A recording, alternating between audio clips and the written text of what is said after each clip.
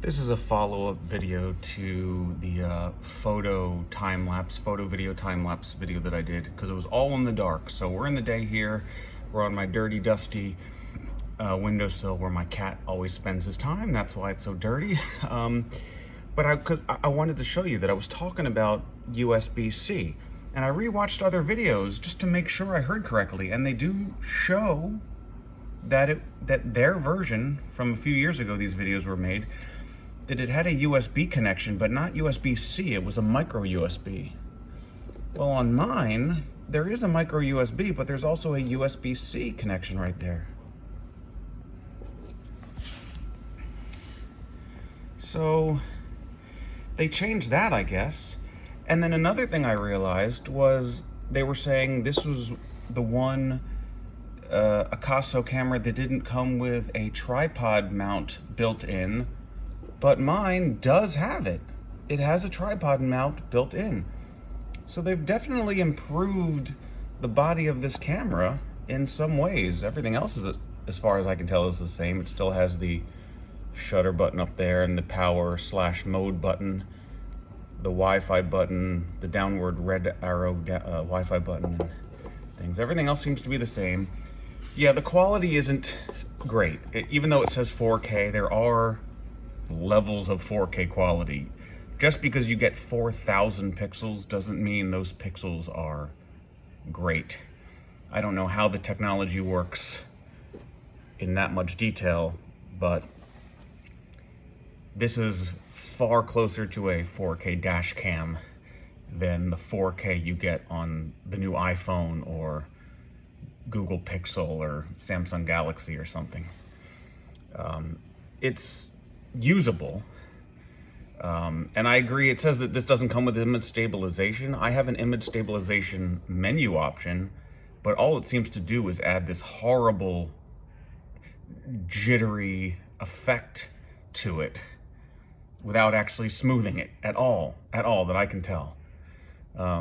So your best bet is just turn off that image stabilization, because it actually just seems to create more distracting movement in the image. So I guess that's about the same. But yeah, in terms of like the pixelation, at first I used Topaz Video AI because that's supposed to be the best.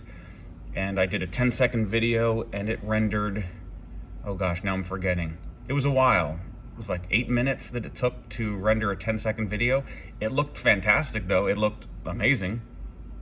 But then in Final Cut, I used Neat Video, and even though the process may be a little bit longer because you got to bring it into Final Cut, then you got to add the Neat Video effect to it, then double click it, open it up. Now you're in the Neat Video window thing. You build your custom profile, whatever, save it, go back out to Final Cut, then you export it. But the export took like 2 minutes versus the 8 minutes.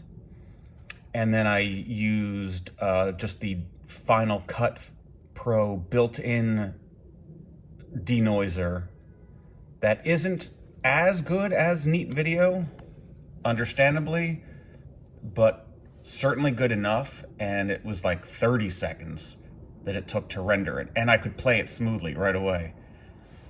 With Neat Video, you have to render it if you want to see anything more than like 5 frames a second. But so, and yeah, so that kind of covered up the pixely graininess that comes from this. It's not just ISO noise grain, there's just a grittiness to the quality of the image. And I'm not just referring to the ISO noise. There's just textures look gritty. It almost, and maybe this is what's going on. I wouldn't be surprised because companies will do this. It almost feels like this is actually recording at like 720p and being expanded to 4K. It almost feels like that's kind of what it's doing. Like, yeah, the image when you play it is 4,000 pixels across on your monitor or your TV, but each of those pixels feel like they're not good. not great. I mean, it's not horrible. It's not horrible. And again, use some denoising, and you don't need to use neat video, because that's another however much money you pay for neat video now. So it's probably the cost of another one of these. So do you really want to spend twice as much money to, denoise it? Or just use the built-in Final Cut feature. If you have Final Cut, I mean, that's all software is $2.99. But if you have an action camera, you probably have some sort of video editing software that you're going to use with it. DaVinci Resolve, I don't know if the denoising is in the studio version only, or if you can get it in the free version. Premiere, whatever, maybe CapCut has it in its free version. I don't know. But yeah.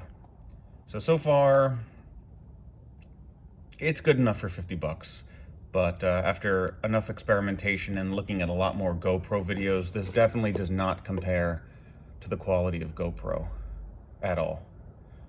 GoPro looks like 4K out of the newest smartphone camera, an iPhone, a Pixel, a Galaxy. This looks like it's a car's dash cam, but you can tweak it some. All right. Anyway, the big thing I wanted to point out was, hey, it's got a thread in it this time, and hey, it's got USB-C. And yeah, I plugged it into the wall and it charged it. And if I plug it into my computer, I get a few options on the back here, and you can set it to be a camera, I guess. So maybe it can be webcam. I haven't tried that, but I can also just transfer files directly off of the micro SD card without ever taking it out. So pretty good. All right.